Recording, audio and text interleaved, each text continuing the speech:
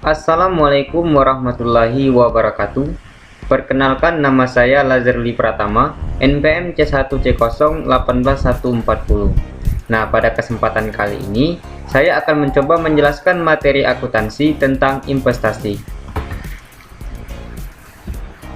Nah, jadi investasi itu terbagi menjadi dua. Yang pertama yaitu investasi pada sekuritas hutang. Yang kedua yaitu investasi pada sekuritas ekuitas atau singkatnya investasi pada obligasi. Nah, investasi pada sekuritas utang maupun investasi pada sekuritas itu bagian dari instrumen keuangan, tepatnya bagian dari aset keuangan. Kemudian, investasi dalam sekuritas hutang atau investasi pada obligasi saham itu juga aset keuangan. Nah, instrumen keuangan di samping aset keuangan dan liabilitas keuangan juga ada namanya ekuitas. Nah, jadi ekuitas itu juga bagian dari instrumen keuangan. Nah, ada 5 yang termasuk dalam kategori instrumen keuangan. Yang pertama yaitu aset keuangan, yang kedua yaitu liabilitas keuangan, yang ketiga yaitu instrumen ekuitas, yang keempat yaitu derivatif, dan yang terakhir yang kelima yaitu lindung nilai. Nah, jadi itu semua adalah bagian dari instrumen keuangan. Nah, investasi itu termasuk ke dalam bagian dari aset keuangan.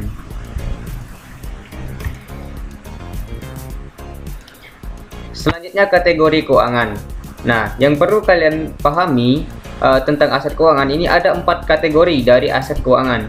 Yang pertama yaitu aset keuangan yang diukur pada nilai wajar melalui laba rugi. Yang kedua, aset keuangan yang dimiliki hingga jatuh tempo. Yang ketiga, loans and receivable atau pinjaman dan piutang. Yang terakhir, yang keempat yaitu aset keuangan tersedia untuk dijual atau available for sale. Selanjutnya kategori dari aset keuangan yang dinilai berdasarkan nilai wajar. Nah, ada 2 kategori dari aset keuangan yang dinilai berdasarkan nilai wajar. Nah, yang pertama yaitu yang diukur berdasarkan nilai wajar melalui laba rugi. Sedangkan yang kedua yaitu available for sale. Nah, kedua kategori ini akan diukur berdasarkan nilai wajar atau akan dinilai berdasarkan nilai wajar. Nah, pertanyaannya, ketika perusahaan mau menyajikan nilainya berdasarkan nilai wajar, maka perusahaan akan membandingkan dengan nilai tercatatnya. Ada selisih antara nilai wajar saat ini dengan nilai tercatatnya. Lalu bagaimana perlakuan terhadap selisih antara nilai wajar dengan nilai tercatat ini? Nah, maka kalau dia kategorinya adalah diukur berdasarkan nilai wajar melalui laba rugi, maka selisih tadi akan diakui sebagai unrealized gain or loss atau keuntungan atau kerugian yang belum terrealisasi dan dia bagian dari laba rugi. Lebih tepatnya, dia akan dilaporkan sebagai pendapatan atau beban lainnya yang merupakan bagian dari laba atau rugi periode berjalan kalau kategorinya yang pertama, yaitu diukur pada nilai wajar melalui laba rugi. Nah, jadi selisihnya tadi akan diakui sebagai keuntungan atau kerugian yang belum terrealisasi. Dikasih keterangan di ujungnya stripnya adalah income untuk menunjukkan bahwa selisih itu akan diakui sebagai bagian dari laba rugi. Tapi kalau kategorinya adalah available for sale, maka kalau terjadi selisih antara nilai wajar dengan nilai tercatat atau dengan harga perolehannya, maka selisih itu akan dicatat atau diakui sebagai unrealized value gain or loss, keuntungan atau kerugian yang belum terrealisasi. Tapi stripnya dikasih stripnya adalah equity untuk menunjukkan bahwa selisih ini akan diakui sebagai bagian dari penghasilan komprehensif lain.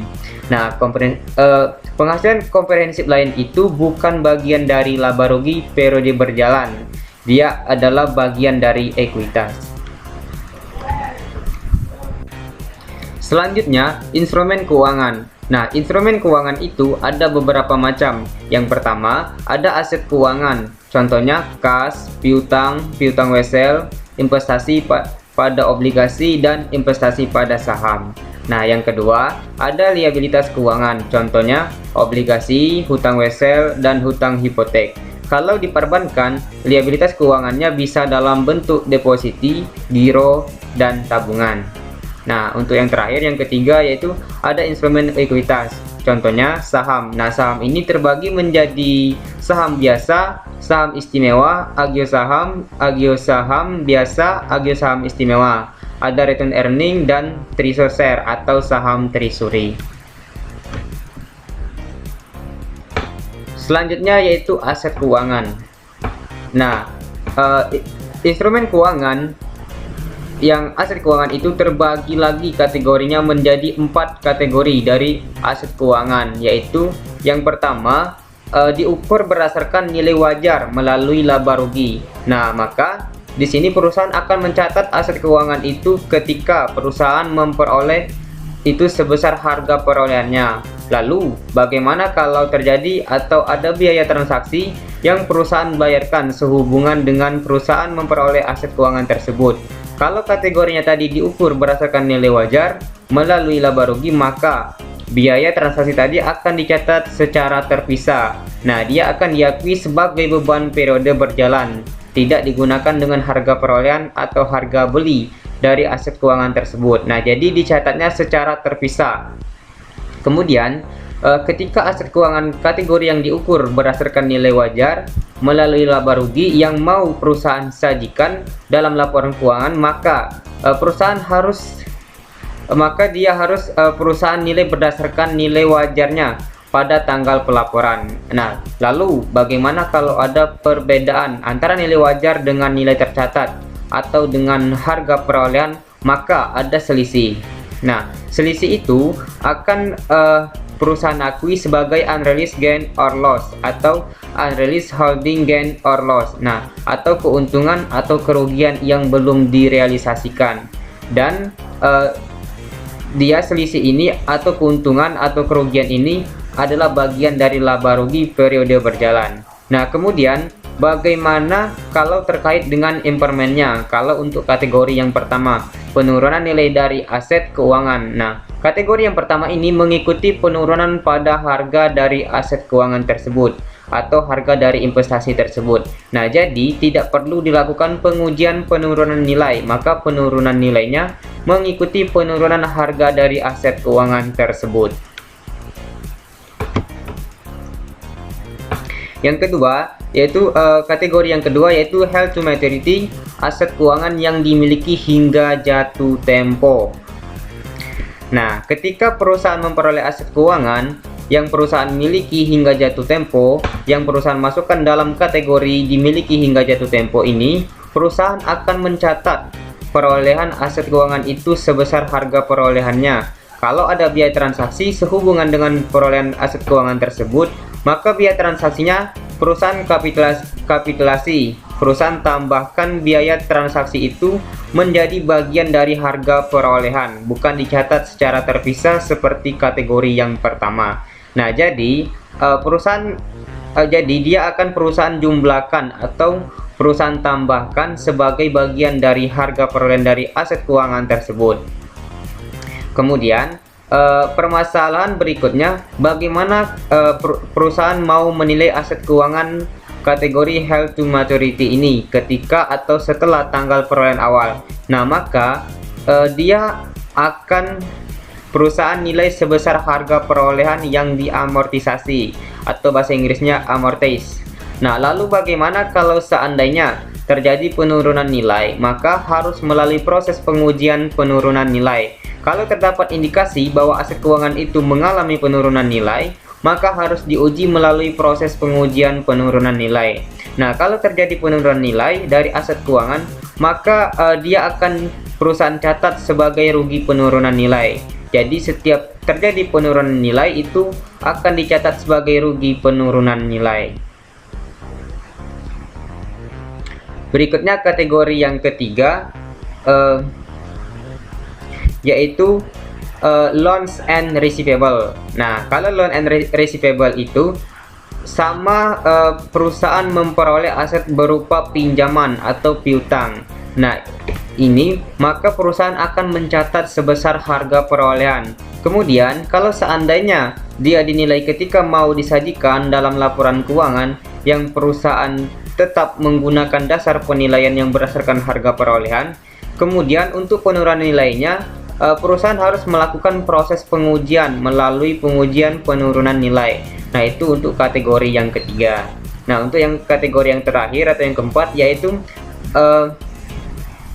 available for sale atau tersedia untuk dijual. Nah, perusahaan akan mencatat ketika perusahaan memperoleh aset ini sebesar harga perolehannya. Kalau ada biaya sehubungan dengan perolehan ini, maka biaya transaksi itu perusahaan tambahkan sebagai bagian dari harga perolehan. Kemudian, ketika perusahaan mau menyajikan nilai aset keuangan yang kategori yang keempat ini, maka perusahaan akan menilainya berdasarkan nilai wajar. Maka ada kemungkinan terjadi perbedaan antara nilai wajar dengan nilai tercatat atau dengan harga perolehannya. Kalau terdapat selisih, maka selisih itu akan diakui sebagai unrealized holding gains or loss atau keuntungan atau kerugian yang belum terrealisasi. Tapi keuntungan atau kerugian yang belum terrealisasi ini bukan bagian dari laba rugi periode berjalan, tapi dia bagian dari ekuitas, yaitu tempatnya bagian dari penghasilan komprehensif lain. Nah, lalu bagaimana dengan penurunan nilainya? Maka dia harus melalui proses pengujian penurunan nilai. Nah, untuk kategori aset keuangan yang diukur pada nilai wajar melalui laba rugi, dia akan mengukur atau perusahaan akan melakukan pengukuran setelah pengakuan awal pakai nilai wajar. Begitu juga untuk tersedia untuk dijual, ia juga akan mengukur berdasarkan nilai wajar. Kalau seandainya ada perbedaan antara nilai wajar dibandingkan dengan nilai tercatat, kalau dia kategori yang aset keuangan diukur pada nilai wajar melalui laba rugi, maka keuntungan atau kerugian yang belum terrealisasi itu akan diakui sebagai bagian dari laba rugi. Tapi kalau dia kategorinya adalah tersedia untuk dijual, kalau seandainya ada selisih antara nilai wajar dibandingkan dengan nilai tercatat, maka keuntungan atau kerugian yang belum terrealisasi itu diakui sebagai bagian dari penghasilan komprehensif lain, dan dia adalah bagian dari ekuitas.